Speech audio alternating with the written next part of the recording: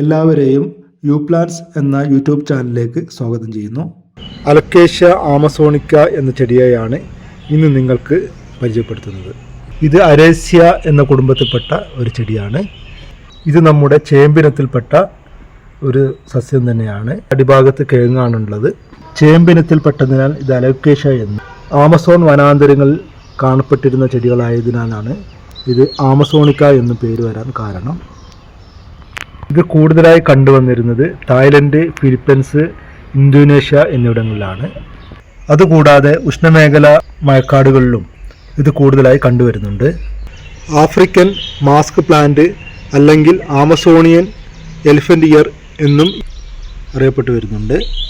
ഇത് 1 അടി മുതൽ 3 അടി വരെ ഉയരത്തിൽ ഇത് കണ്ടുവരുന്നു. ഇളം പച്ച നിറത്തിലോ അല്ലെങ്കിൽ വെളുത്ത നിറത്തിലോ ഇതിൻ്റെ ഈ വരകൾ കാണപ്പെടുന്നു. അതുതന്നെയാണ് ഈ ചെടിയുടെ ഏറ്റവും വലിയ പ്രത്യേകത എന്ന് പറയുന്നത്. അതുകൂടാതെ ഈ ചെടി നല്ല തിളക്കമുള്ള ഇലകളാണ് ഈ ചെടികൾക്കുള്ളത്. ഈ ചെടിയുടെ ഇലകളുടെ ബാക്ക് ഭാഗം നല്ല ഡാർക്ക് പർപ്പിൾ കളറിലാണ്. അതുകൊണ്ട് തന്നെ ബാക്ക് ഭാഗവും കാണുന്നതിന് നല്ല ഭംഗിയുള്ള കളറുകളാണ് ഉള്ളത്.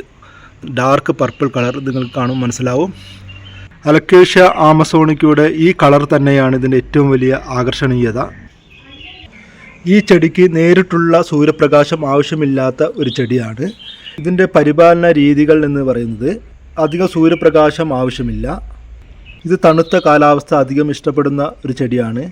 ഇതിൻ്റെ താപനില എന്ന് പറയുന്നത് 18 ഡിഗ്രി മുതൽ 27 ഡിഗ്രി സെൽഷ്യസ് വരെയാണ് ഇതിന് അനുയോജ്യമായ താപനില. നല്ല ഫലപുഷ്ടമായ മണ്ണാണ് ഇതിന് വേണ്ടത്. അല്പം ചാണകപ്പൊടിയും കൂടി ഇതിൽ ചേർക്കാം. മണ്ണ് എപ്പോഴും ഒരു ചെറിയ നനവുണ്ടായിരിക്കുന്നത് നല്ലതാണ്. സാധാരണ ഇതിൻ്റെ താഴ്ഭാഗത്ത് നിന്ന് ചെറിയ തൈകൾ ഉണ്ടായി വരാറുണ്ട്. ഈ തൈകൾ പറിച്ച് നടുന്നതായിരിക്കും ഏറ്റവും അഭികാമ്യം. ചെറിയ തൈകളാണ് ഉണ്ടാവുക. ഈ തൈകൾ പറിച്ച് നടുക.